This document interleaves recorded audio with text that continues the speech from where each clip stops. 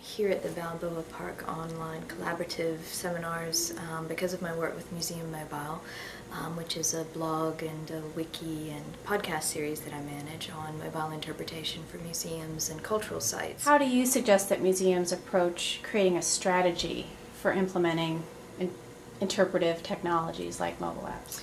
It's something that needs to be tailored to each institution and to each instance, but I think there are some principles, starting with the institutional mission, and the strategy obviously needs to be supportive of that, and it's so obvious that I think sometimes it's forgotten. Mobile strategies cannot be distinct from other strategies, so any interpretation plan should include mobile, and there should be a way in which mobile platforms speak to the other platforms used by the museum, be they catalogs, wall labels, the very exhibition design, and the marketing tools as well, especially the digital online ones, so Facebook, Twitter, that kind of thing. Great. You've worked with multiplayer games and you've worked with iPhone apps. How do you see them enhancing the museum experience?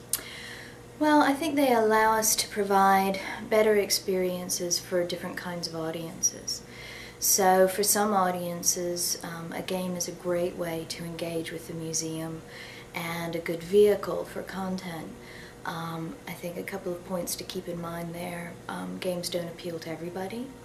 And even for those to whom a game does appeal, it needs to be about more than just the running around. I think there needs to be some substantial content there as well, or else it becomes a sort of a flash-in-the-pan experience that might have been really fun once, but won't necessarily generate a sustained relationship with the museum.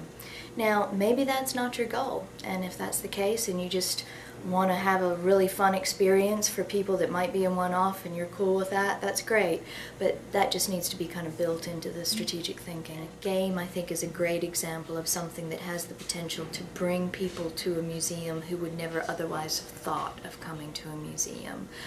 So then the challenge becomes, okay, great, they came for the game, they love the game, how do we have them leave loving the museum and wanting to come back to the museum with or without a game? They seem to provide a nice vehicle for delivering content in kind of bite-sized chunks to remote audiences as well as to audiences who might come to the museum in person. So I, for example, and I'm probably not your typical museum mobile user as I'm slightly fanatical about it, but I'm seeing a lot of people downloading apps and going through museum content on their iPhones even when they're across the ocean from the actual museum that the app comes from. So that's very interesting, and I think it encourages us to think about our remote audiences in the same way as we're thinking about them with our web content. And it raises new challenges, like how do we make content that works both on-site and for those remote audiences? Can we? Or are we just adding another layer of complexity to an already challenging content management problem? You mentioned during the workshop that you recommend people start collecting content now, like video interviews, even if you're not sure what you're going to do with that. How would you recommend, or why do you recommend that, and how would you recommend people kind of store things or label things so they can access that later? Well, a couple of things. I think we're seeing that the web is becoming more and more video focused. So that's a good reason to start investing in video-based content. But also, video is a combination, in a sense, of a lot of different media. So you can use it, mine it, for individual assets of a different nature. So you can potentially extract the audio tracks and use them standalone, or even still images. So it just seems to be a really important fundamental skill and resource for the museum to have internally. And we've seen some amazing success stories, such as SF MoMA, who've been interviewing artists, everyone they can get their hands on, for some years, and now have an incredible library of videos. Tate is another good example of this. And so I think they've demonstrated some good practice that we would all really benefit from emulating. It's like, let's say you you interview an artist. What are several things that you can think of that you could do with that 10-minute interview? That kind of content can also have a life in many different platforms. So obviously you could put it on your own museum's website. You might find that it works very well in the gallery space too, say on a kiosk or nearby the artwork produced by that artist.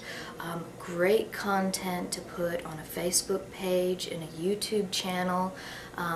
We find over and over again that visitors to museums, art museums, really love to hear from the artist.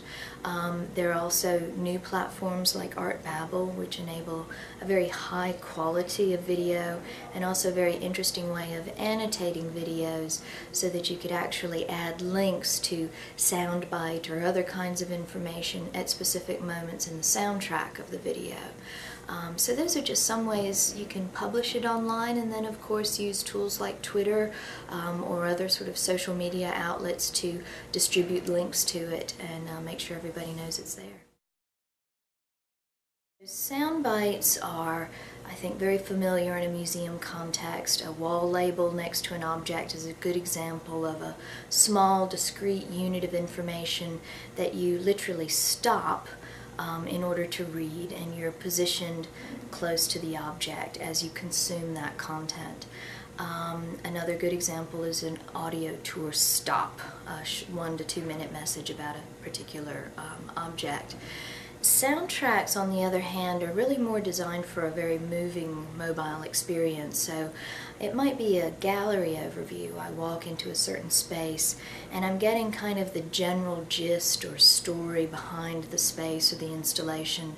So it's a very different kind of an experience. It's very compatible with sound bites because as I walk around, I might suddenly be really attracted to a particular object and want to hear more about it, in which case a sound bite is exactly the right vehicle.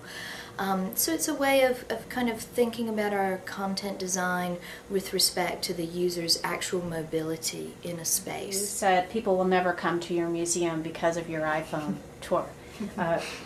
Tell us why you think that. Well, I mean, I'm putting it in a fairly provocative way for a reason, which is I think one of the very easy pitfalls to fall into is thinking that a piece of technology or a shiny new application or gadget is going to suddenly bring hordes of new audiences to our museum. And fundamentally, that's not why people go to museums. They go to see the collections, they go to hear from the experts, they go for a certain kind of experience and the values that they think that experience will impart. And so the interpretation and the technology are a support to that. They're not the end. They're simply a means to achieving it. I find it a really exciting time to be working with social media and new technologies with museums, precisely because access to those tools has been so democratized with the improved technology. And I'm really enjoying the kind of a new spirit of collaboration and generosity too in the field as people are sharing their best practice, sharing their expertise, and I feel like we're really gaining momentum and moving ahead faster than ever before, precisely because we're working together and more brains are better than one.